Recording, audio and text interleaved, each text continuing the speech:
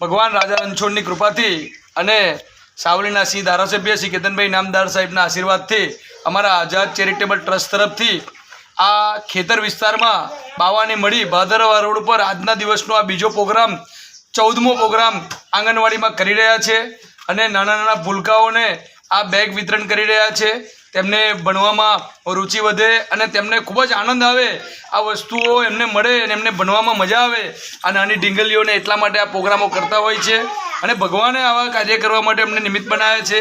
અને આજે આ બાળકો આ ખેતર વિસ્તારની અંદર એક અમારા મિત્ર છે ભોપાભાઈ, એમના ઘરની અંદર આંગણવાડી ચાલી રહી છે અને આ આંગણવાડીમાં બાળકો ભણી રહ્યા છે. તો ખરેખર તો એવું છે કે મેં એવું સાંભળ્યું કે એક આંગણવાડીની અહીંયા જરૂરિયાત છે, તો હું રજૂઆત કરીશ જ્યાં યોગ્ય જગ્યાએ કે આ બાળકોને વહેલામાં વહેલી આંગણવાડી મળે અને આ બાળકોએ આંગણવાડીમાં ભણી શકે, સારા પંખા નીચે બેસી શકે, એમના માટે એવી વ્યવસ્થા થાય, એના માટે અવશ્ય રજૂઆત કરીશું ધારાસભ્ય શ્રી કેતનભાઈ નામદાર સાહેબને. કારણ કે લોકોના હિતના, લોકોના ફાયદાના અને જનતાની સેવા કરવાના કોઈ પણ પ્રશ્ન હશે એ ધારાસભ્યશ્રી સુધી પહોંચે એનો અવશ્ય નિરાકરણ આવે છે. આજે આ બાળકો તમે જોઈ શકો છો કે પંખા વગર એક ખેતરમાં પતરા નીચે બેઠા છે અને તેમને આંગણવાડીની ખરેખર જરૂરિયાત છે. તો ટૂંક સમયની અંદર એમને આંગણવાડી બને તેવી ધારાસભ્ય સાહેબ સુધી રજૂઆત કરીને અવશ્ય આ જગ્યાએ આંગણવાડી બનશે તેવી મને પૂરો વિશ્વાસ છે. અને આ બાળકો આવનાર દિવસોમાં સારી જગ્યાએ બેસી અને ઉચ્ચ શિક્ષણ મેળવી શકશે.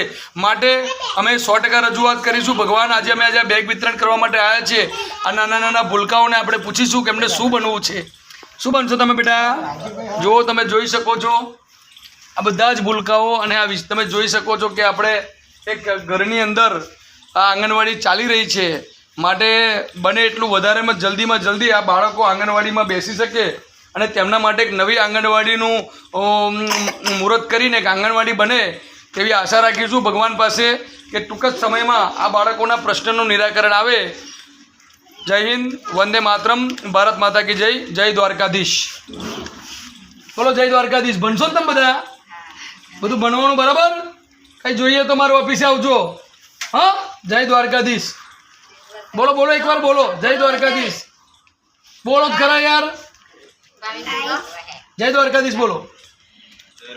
જય રણછોડ બોલો. જય રણછોડ. તું બોલીશ?